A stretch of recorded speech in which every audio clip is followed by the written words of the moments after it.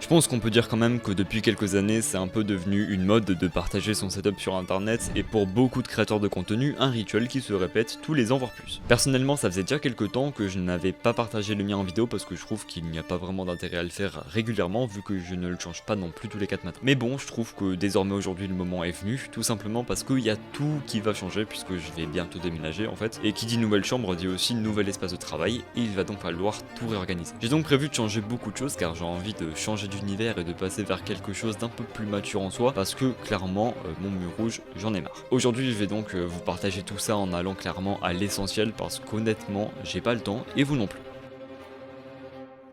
Bon, je pense que maintenant on est prêt à commencer. Tout d'abord, mon bureau. Alors on m'a beaucoup demandé sa référence, mais malheureusement je me souviens plus trop, je l'avais acheté, je peux juste vous dire que ça fait vraiment des années que je l'ai. Dans mes tiroirs, je mets du bordel, hein. Il n'y a rien d'intéressant en soi à vous montrer. Mon deuxième plan de travail, je l'ai pris afin de faire toutes sortes de choses que je ne peux pas faire avec la table du setup sans avoir à tout déplacer, donc c'est vraiment histoire de me simplifier la vie, clairement. Les deux bureaux, j'aimerais bien les remplacer par un seul d'environ 1m80, histoire d'avoir de la place, parce que là sur mon 1m20 je suis un peu... Voilà quoi. Parlons maintenant de mes écrans. Alors le principal il est tout récent, c'est la marque Iyama qui me l'a envoyé, c'est le GB2770 QSU et vu que j'ai clairement la flemme de vous citer ses caractéristiques une à une, je vous affiche tout à l'écran. C'est plus simple. Honnêtement, si on me l'avait pas envoyé, je serais quand même resté sur celui que j'avais avant parce que celui-ci coûte quand même 330 € environ. Mais encore je trouve que pour les caractéristiques qu'il propose, c'est pas non plus très excessif, du moins c'est l'un des moins chers. Mon secondaire c'est un HP en 22 pouces que j'ai pris pour vraiment pas cher, hein. C'était juste histoire de pouvoir faire deux choses en même temps. Et honnêtement, deux écrans ça change la vie. C'est pas une blague qu'on dit ça, mais bon, faut encore en avoir l'utilité. Ils sont tous les deux placés sur deux supports écran histoire d'avoir de la place sur mon bureau. Et si j'en ai pris deux au lieu d'un seul avec deux bras, c'est parce qu'autrement le pied du support serait au milieu du bureau et ce serait pas très beau, tandis que là ils sont aux deux extrémités, dont un qui est caché par le boîtier. Et puis en même temps c'est plus simple à gérer. Alors pour le moment je suis très bien avec ces deux écrans, mais plus tard dans l'idéal ce serait d'avoir juste un écran 21/9, c'est beaucoup plus épuré et minimaliste. Et puis même pour mon utilisation à moi dans l'ensemble, je trouve que c'est beaucoup mieux. Mon clavier c'est le fameux Logitech G915 en version TKL équipé de gel clicky. Alors la marque me l'a envoyé il y a 1 an et demi et depuis la batterie du clavier tient plutôt bien, moi je le recharge toutes les 2 semaines à peu près, donc à partir du moment où vous ne mettez pas tout le temps la luminosité du clavier à fond et que vous pensez quand même à l'éteindre quand vous ne vous en servez pas, ça devrait tenir plutôt longtemps. Mais bon, si vous préférez quand même rester sur du filaire, le G815 c'est le même modèle mais avec un câble et par ailleurs il coûte moins cher. Et je vous le dis de suite, hein, c'est pas parce qu'il est sans fil que l'input lag en prend un coup, pas du tout. Je trouve ça juste dommage que pour son prix on doit le recharger avec du micro USB plutôt que de l'USB-C, puis même si c'est un avis personnel, des touches en PBT serait beaucoup plus sympa. Ah je crois bien que j'ai oublié un truc.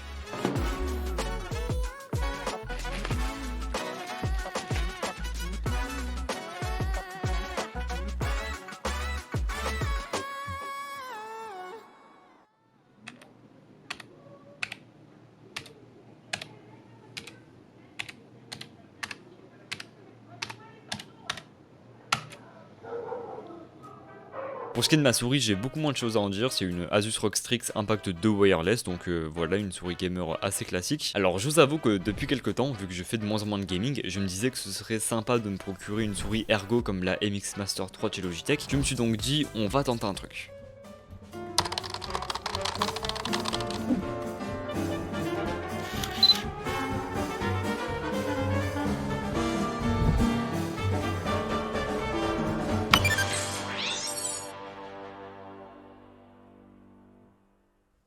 Le tapis de souris aussi, vous êtes nombreux à m'avoir demandé lequel c'était, où j'avais acheté tout ça. Alors faut savoir que je l'ai acheté sur le site de My Keyboard qui fonctionne majoritairement par groupe buy. Donc voilà, sinon à part ça le tapis de souris est vraiment de très bonne qualité et j'en suis très content parce que je vous avoue que j'en ai un peu marre des marques de périphériques qui mettent en gros leur logo sur le tapis. Personnellement c'est pas trop un truc qui m'attire. Au moins ici j'ai la possibilité on va dire de rajouter une petite touche personnelle au setup sans forcément associer le tout à une marque en particulier. Maintenant place au périphérique audio. Alors en casque j'ai le HyperX Cloud Alpha que je vous avais présenté, j'en suis toujours aussi satisfait, ça reste pour moi l'un des casques les plus confortables que j'ai testé. Je regrette juste qu'il n'ait pas fait encore une version beaucoup plus épurée, entièrement Normat par exemple, pour enlever ce côté gamer que perso j'aime pas trop, donc là pour le coup ce serait excellent. Ensuite en micro j'utilise le Rode NT USB, ça vous le savez sur sa Rode PS1 qui m'est toujours fidèle depuis 3 ans je crois, ça fait vraiment longtemps que je l'ai, donc pour discuter en vocal et surtout pour les vidéos, mis à part pour celle-ci, hein, vous en saurez plus à la fin, mais en tout cas voilà pour moi ça reste vraiment le meilleur micro USB que vous pouvez trouver sur le marché. D'ailleurs petit exemple de la qualité audio du du Rode NT USB pour ceux qui se posent un petit peu la question. Mis à part ce que je viens de vous présenter sur mon bureau, j'ai pas que ça, j'ai aussi une enceinte Google Home Mini avec qui honnêtement je me fight assez souvent. Rien, plus rien. Une figurine de Baby Groot faite avec une imprimante 3D, d'ailleurs à la base il y avait des plantes dessus, maintenant il y en a plus, on se demande pourquoi. Et également j'ai un Stream Deck à 15 touches, alors en tant que non-streamer vous vous demandez peut-être à quoi il me sert, en tout cas sachez que ce sera très probablement, je pense, le sujet d'une prochaine vidéo. Et enfin on retrouve le petit contrôleur de ma screen bar de chez BenQ que je vous avais déjà présenté dans une vidéo. Mais je ne vous ai pas encore parlé de quelque chose qui intéresse beaucoup d'entre vous, le PC. Concernant le PC, au départ je me suis dit que j'allais simplement vous lister les composants un à un, mais au final je me suis dit que ce serait plus logique de simplement vous afficher la liste à l'écran, histoire de pas perdre de temps pour rien. Donc voici tout ce qu'il y a à savoir. Alors juste pour ajouter quelques infos vite fait, pour débuter 16 Go de RAM c'est déjà très bien. Moi je suis passé à 32 pour tout ce qui est montage, rendu, etc.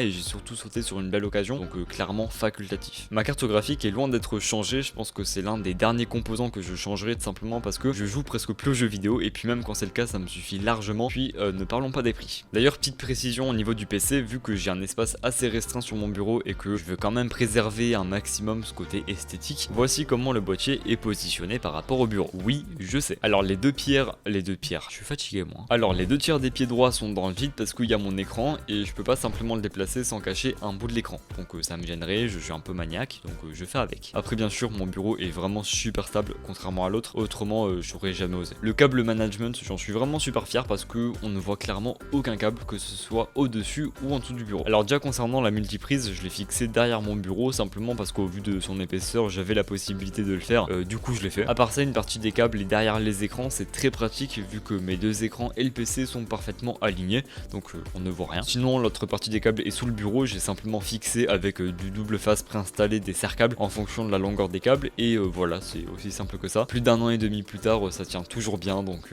quoi dire de plus. Enfin en nouveauté vidéo, j'ai un nouvel objectif de chez Sigma en 16 mm qui ouvre à f1.4 qui est vraiment excellent pour son prix. Pour m'éclairer, j'ai désormais le Falcon Eyes 28 TD en tant qu'éclairage principal qui est déjà du matériel de bien meilleure qualité. J'ai le choix de soit brancher l'éclairage sur secteur soit sur batterie, donc voilà, c'est assez pratique. À l'arrière on retrouve aussi un petit écran tactile qui me permet de modifier la température de la lumière puis son intensité assez facilement. Mis à part ça, j'ai aussi 2 petits éclairages RGB, donc d'un côté le Pocket Light 2 que je vous avais déjà présenté dans la vidéo top produit, mais sinon j'ai aussi ce petit cube très pratique de chez Falcon Eyes aussi qui en plus coûte vraiment pas cher et qui me permet de faire ce genre de plan. Ça se recharge en USB-C, vous avez 4 boutons pour le contrôler, c'est simple, pratique, efficace, petit et très rentable.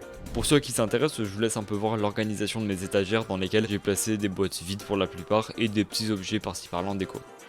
En tout cas, si vous avez apprécié la qualité audio de cette vidéo, sachez que le tout a été record avec ce nouveau, pas tant que ça, avec le K668 de chez Fifine, avec qui cette vidéo est en collaboration. Donc voilà, je vous mets le lien en description si jamais il vous intéresse, avec un code moins 15% je crois.